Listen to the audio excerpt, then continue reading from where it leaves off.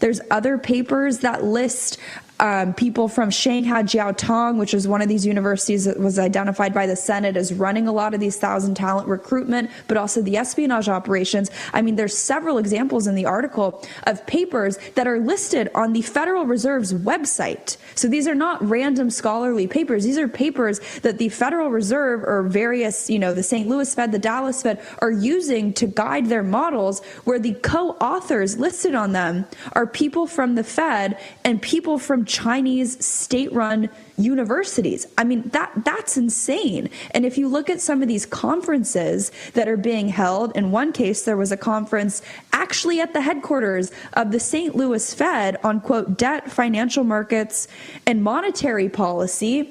They invited someone from Fudan University. I mean, it's egregious enough to invite them into the Fed, a country that's actively seeking to subvert and co-opt people into becoming spies on behalf of the Chinese. But to be lecturing on a Fed conference about what America's policy should be surrounding debt, a country that owns how much of our debt, it's absolutely insane. And to bring this back to Jerome Powell, he's done nothing on the enforcement front.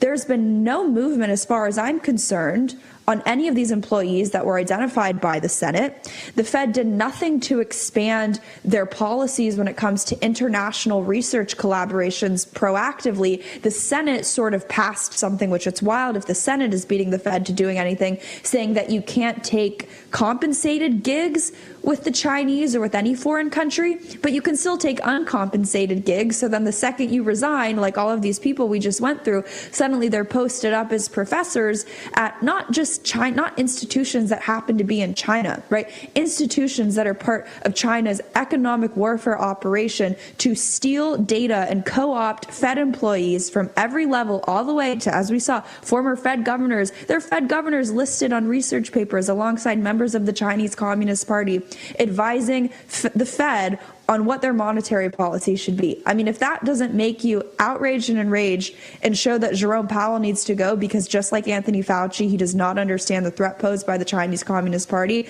then I don't know what other smoking guns I could bring you. But it's a complete lack of leadership. In fact, I think it's not just ignorance, it's almost intentional. As we're seeing, it's being subverted from the inside out.